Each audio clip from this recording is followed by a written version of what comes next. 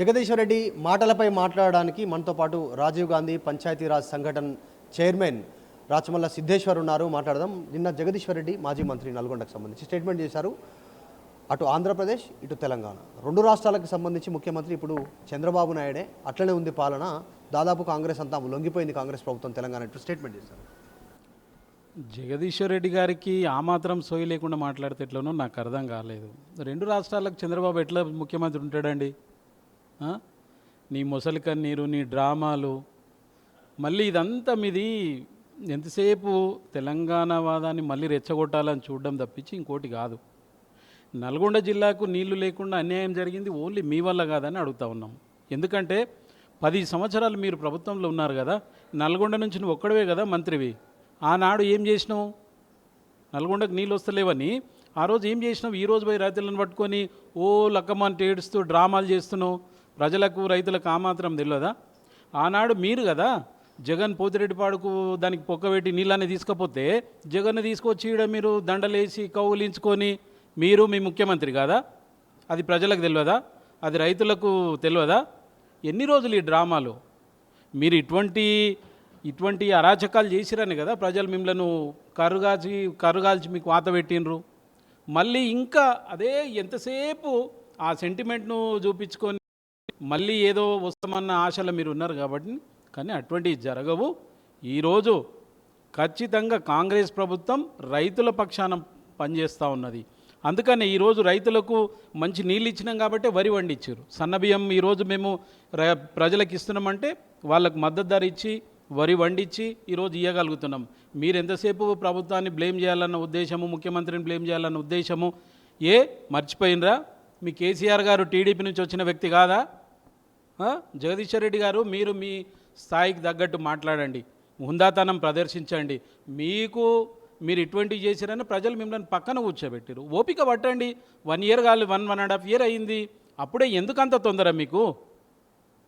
ఇప్పటికైనా మీరు బుద్ధి మార్చుకొని బుద్ధి తెచ్చుకొని ప్రతిపక్షంగా ఉండండి, నిర్మాణాత్మకంగా సలహాలు ఇవ్వండి. అంతేగాని ఇష్టం వచ్చినట్టు మాట్లాడి రైతుల దగ్గరికి వెళ్ళి డ్రామాలు చేసి ఎస్ఎల్బీసీ పూర్తి చేసి ఉంటే ఆనాడు 10 ఏళ్ళు మీరే కదా దాన్ని అట్లనే పెండింగ్ పెట్టిరు. ఈరోజు ఈ దుర్మార్గం కావడానికి మీరు కారణం కదా. ఆనాడే పూర్తి చేసి ఉంటే కంటిన్యూగా వర్క్ అయి ఉంటే ఈరోజు అది జరిగేది కాదు కదా. నల్గొండకు నీళ్ళు వచ్చేవి కదా. ఏం చేసిరు మీరు మంత్రిగా ఉండి?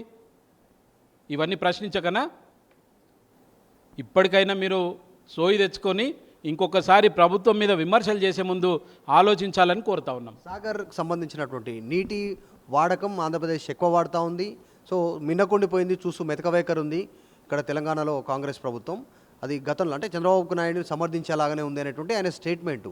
తర్వాత ఉత్తమ్ కుమార్ రెడ్డి మీద కూడా స్టేట్మెంట్ చేస్తారు. ఆయన నీళ్ళ మంత్రి, సాగు మంత్రి కాదు, కన్నీళ్ళ మంత్రి అనేటువంటి స్టేట్మెంట్ చేస్తారు. అంటే రైతులు కన్నీళ్ళు పెట్టుకుంటున్నారని. ఇప్పుడు ఏ రైతులు కన్నీళ్ళు పెట్టుకుంటలేరండి. జగదీశ్వర్ రెడ్డి గారు ఒక్కరే కన్నీళ్ళు పెట్టుకున్నారు. అది డ్రామా. పక్కకున్నోళ్ళకి ఎవరికి రాలేదు పాపం కన్నీళ్ళు, ఒక్కనికే వచ్చినాయి.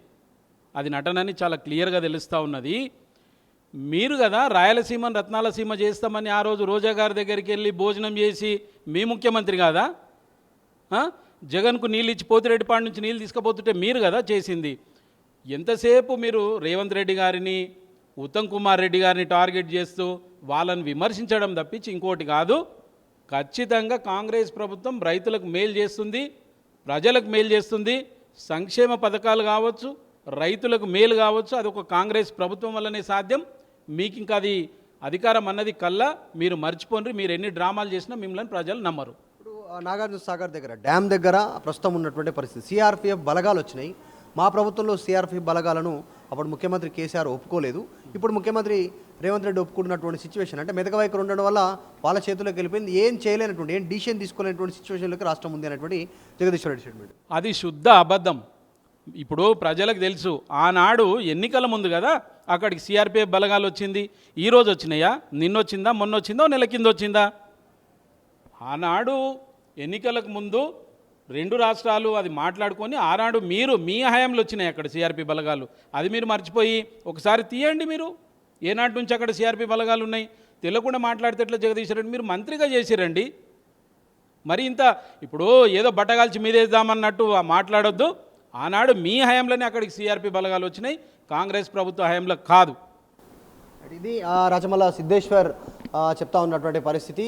జగదీశ్వర్ రెడ్డి ఒక్కడే సింగిల్గా మంత్రిగా ఉన్నటువంటి హయాంలో అక్కడ ప్రజలకు సాగునీరు తాగునీరు అందుబాటులోకి తేనటువంటి సిచ్యువేషన్, ఎస్ఎల్బీసీ కంప్లీట్ చేసినట్టు ఈరోజు కంప్లీట్ అయ్యేటువంటి సిచ్యువేషన్ ఉండే. ఆ 10 సంవత్సరాలు మిన్నకుండిపోయినందే ఈరోజు ప్రమాదం జరిగింది, అది మీ తప్పిదమే అటువంటి స్టేట్మెంట్ చేస్తున్నాయి. ఈ ఏడుపులను ప్రజలు నమ్మేటువంటి పరిస్థితి లేదు, రైతులకు అన్నీ తెలుసు అనేటువంటి స్టేట్మెంట్ చేస్తూ ఉన్నారు.